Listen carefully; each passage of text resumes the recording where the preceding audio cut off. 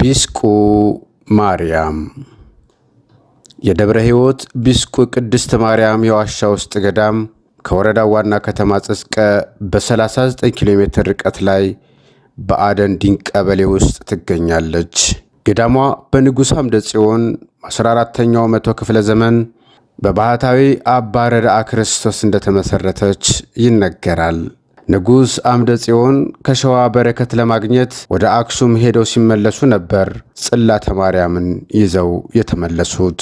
በመንገዳቸው በጻይጨ ሰውርች ለጥብላ በምትባል ቦታ አድረው በታያቸው ራእይ ተመርተው ገዳሟ አሁን ወዳለችበት ቦታ ቤተ መቅደስ ገንብተው ታቦቱን አስገብተውና አንድ የቅዳሴ መምህር እንዲያገለግሉ ቀጥረው በኃላፊነት እንዲያስተዳድሩ ደግሞ ለዋክሹም ጌዲዮን አስረክበው እንደተመለሱ መምህር ቀጸላ መንግስቱ በቀለ አብራርተውልናል። ደብረ ሕይወት ቢስቁ ማርያም ገዳም አመጣጧ ከጥንት በ14ኛው ክፍለ ዘመን በንጉሥ አምደ ጽዮን በረከት ሊያገኙ ንጉሱ ከሸዋ ወደ አክሱም ሄዶ አክሱም በረከት ተቀብሎ ከአክሱም ሲመለሱ እቺን ታቦተ ማርያምን ይዞ መጡ። እኖ ሰራዊታቸው ጋር እየተጓዙ ባህር ኪዳነ ምሕረት ገዳም ላይ ከደረሱ በኋላ ከዛ ተነስቶች ለጥብላ ይባላል እዛ ላይ አደሩ። እዚህ ላይ ሲደርሱ ይሄ ቦታ ድንግል ማርያም የፈቀደችው ቦታ አገኙ። ንጉሱ ዕለቱን ሰራዊታቸውን በሰራዊታቸው ኃይል ቤተ መቅደሱን ብቻ ሰርቶ እዚህ አስገብቶ የቅዳሴ መምህር አንድ አባ ረድአ ክርስቶስ የሚባል መነኩሴ እሳቸው ጋር ታቦቱን ይዞ የመጣውን እዚህ እንዲያገለግል ቀጥሮ ታቦቱን የሚረከበኝ ማን ነው ብሎ ሲያስጠይቁ ግብረበላ ይባላል። አንዱ ደግሞ የወላዚ ዋክሽም ጌዶን ይባላል። ስለዚህ ሁለቱም መጥቶ ክርስትና ማንሻው ያ እንዲሆን ታቦቱን በወቅቱ አስተዳዳሪ የነበሩ ዋክሽም ጌዲዮን ናቸውና ለዋክሽም ጌዲዮን አስረክቦ ዋክሽም ጌዲዮን ደግሞ ግብረበላ ጋር በመስማማት ይሄን ዋሻ ለታቦቱ እንዲሆን በጋራ ሊገለገሉ ተስማምቶ ተክሎ ያን መነኩሴ እዚህ ያለች አባ ረድአ ክርስቶስ ቦታ ተብላ ሁሉ ቢጠራ እዚህ ላይ ያለች ከዛች መነኩሴውን ቤት ሰርቶ ሰጥቶ ሲያስገለግሉ ኖሩ። ገዳሟ ቢስቁ ማርያም የሚለውን ስያሜ ያገኘችው በአካባቢው ለቤት ቁሳቁስ የሚውሉ የስፌት ዕቃዎችን መስሪያነት የሚውል ቢስቃ የሚባል የእሬት ዘር ተክል በብዛት ይገኝበት የነበረ ስለሆነ ነው። ይሄም ቢስቁ ማርያም ሊባል የቻለው ይህ አካባቢ በጣም ቢስቃ የሞላው ነበር። ቢስቃ ማለት ሰፌድ መስፊያ፣ ወረንታ መስፊያ፣ በቃ እንክብ መገልገያዎች፣ የቤት መገልገያዎች መስፊያ ነው። መምህር ቀጸላ ከነገሩን የገዳሟ ተአምራትና ድንቃ ድንቅ ነገሮች ውስጥ የዋርካው ዛፍ መስቀለኛነት፣ ከኢየሩሳሌም የመጣ አፈር ወይም እምነት ገዳሟ ውስጥ መገኘቱና በርካታ ድውያን መፈወሳቸውና መካናት መውለዳቸው፣ ለ7 ዓመታት አንበጣ ዝቋላን በመታበት ወቅት ገዳሟን እንዳልነካት በ1981 ዓ.ም የተከሰተው ወረርሽኝ በርካታ ሰዎችን ሲገድል በገዳሟ አካባቢ የሚገኙትን ምዕመናን እንዳልነካ የሚሉትንና የመሳሰሉት ይገኙበታል።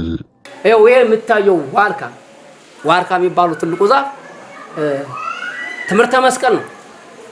ይሄ ዋርካ በሙሉ ከበሰለ ሙሉ ደብሩ አዝመሪያ ነው። ብዙ ሰዎች ከዶያቸው ድነዋል። እምነቷን የጠጡ ብዙ መካኖች ወልደዋል። 7 ዓመት አንበጣ መጥተዋል። አንበጣችን ደብር አይነካም። በ81 ወረሽን ነበር።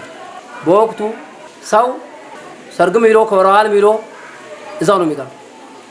ከባድ ወረሽን ነበር። ያ ወረሽን እችን ደብር አልነካ። አሁንም በዚህ ዘመናትም አንበጣ በዚህ ሸለቆ መጥተዋል። እችን ደብር አይነካም። ቃል ኪዳን ያላት ደብር ናት። የገዳሟን ጸበል ተጸብለው እምነቷን ተቀብተው የተፈወሱ ምዕመናን በኩራት ምስክርነታቸውን ይሰጣሉ። በጣም ያው የምትከብረው ህዳር 21 ነው። የወንት ባለቤት የዱሮ ነባር ናት። ብዙ አጽም ያለባት ብዙ ሊቃውንት የነበሩባት ሀገር ስትሆን ያው አሁን ለገዳምነት በቅታ ትኖራለች ማለት ነው። ድሮ ያው ሊቃውንት ብዙውን ያውቃሉ፣ እኔ ባላውቅም ያው ያቅሜን ነው የማውቀው። ያው ህዳር ጽዮን ነው በጣም የምትከብረው። ክብሯን ያው በጣም የከበረ ነው፣ ሰው ይገኝባታል። ያው ጸበሏም ያው ፈዋሽ መሆኑን ይታወቃል። ሁሉ የመጣው ይጸበልባታል። አዳኝ ፈዋሽ ናት ተብላ የሚተመንበት ሀገር ናት። ያው ድሮ የጥንት ናት። ያው አሁን ግን ያው ገዳም ሆናለች። ገዳሟ የምትገኝበት አካባቢ የአየር ሁኔታ ወይና ደጋ ሲሆን የመልክዓ ምድራዊ አቀማመጡ ወጣ ገባ ተራራማና ሸለቋማ የበዛበት ነው። ይህ መልክዓ ምድራዊ አቀማመጥ ለአካባቢውም ሆነ ለገዳሟ ልዩ ውበትን ይፈጥራል። ገዳሟ በተፈጥሮ ዋሻ የተሰራች በመሆኗ የተመልካችንና የጎብኝን ቀልብ በቀላሉ መግዛት ትችላለች። ዛሬ እዚህ ቦታ የመጣሁት እኔ ዲስቁ ማርያም ገዳም አለ ሲባል በስም ነው የማውቀው እንጂ እንደዚህ ነበረ። ዛሬ ክብረ በዓል ላከብር መጥቼ በጣም በተለየ ሁኔታ ነው ያየሁት። ግን እንደዚህ አልጠበቅኩም ነበር እና ታሪካዊ ቦታ ነው። በጣም ሩቅ መስሎ ነበር። እኔ አሁን በእግሬ መጥቼ አላውቅም፣ ግን እዚህ ሲመጣ በጣም ቅርብ ናት። 15 ደቂቃ መንገድ ነው። ቦታው ግን ውስጡን ገብቼ አይቻለሁ። ጸበል አለው፣ እንደገና አጽም ምናምን ብዙ ነገር አለው። በጣም ነው የተለየ ነገር የተሰማኝ። ታሪካዊ ቦታ ነው። ግን ሁሉም ሰው መጥቶ ይህንን እንዲያ እንደኔ መጥተን አሰራልፋለሁ። አመሰግናለሁ። ዲስቁ ማርያም እንደምታዩት ቆንጆ ድባብ ነበር። እንደዚህ አልጠበቅኩም እኔ በህይወት ዓለም እንግዲህ ከተፈጠሩ 30 ምናምን አመት በላይ 35 ዓመት በላይ ሆኛል። እስካሁን ከተቀመጥኩ ግን እዚህ ቅርብ ቦታ ሆኜ ግን እቺን ገዳም እስካሁን አይቻት አላውቅም።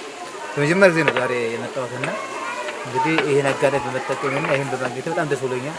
የነበረው ውስጥ ያሳይቻ ዋሻዎቹ ዋሻው ቀለም ውስጥ ላይ መቃብር አጥንቶች አሉ ከመኪኖች ሁሉ አይቻቸዋለሁና በጣም ደስ ይል ነበር። ጸበል አለ ውስጡ። ከስጠይቃቸው ታሪኮችም ከኢየሩሳሌም የመጣ በግመል የመጣ አፈር አለ ተብሏል። ያው እሱን የቀመሰው ያው ሆድ ላይ ምናምን ትላጥቃል ነው ካለ ይድናል የሚል ትምህርት አግኝቻለሁ። ስለዚህ ቆንጆ ሽብሸባ ነበር። ቄሶቹም አሸብሸቦ፣ የካህናት አሸብሸቦ፣ ወረቡ ምናምን ሁሉ አይተን ነበር። የደመቀ ነበርና ይህን በዚህ ቀን እችን አጋጣሚ በመጠቀም በማየት በጣም እድለኛ ነኝ። ለጓደኞችም ለከተሞችም ያላዩ ካሉ ግን ሄደው እዚህ ቅርብ ቦታ ሆነን እኛ መተማመን ስላለብን ሁሉ እየመጡ እንዲጎበኙና ለበረከቷም ተካፋይ እንዲሆኑ ምክሬን እለግሳለሁ ማለት ነው። በአሁኑ ሰዓት ይህች ገዳም በ1998 ዋሻው ጋር ተጠግቶ በታደሰ ግንብ የተሰራች ሲሆን በውስጧም የብራና መጻሕፍት፣ መስቀሎች፣ የወርቅና የብር ውድ የሆኑ ቅርሶች እንዳሉ የገዳም አበምኔት ቆሞስ አባ ወልደ ጊዮርጊስ ኪሮስ ያስረዳሉ።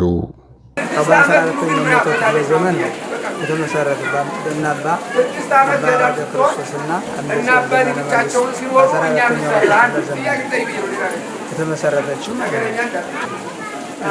ዲባቤ ወርቅ አለ፣ እዛ ጻይል አለ፣ ጽዋ አለ፣ እነሱ የመሳሰሉ አለ። ታላላቅ ብራናዎች አሉ።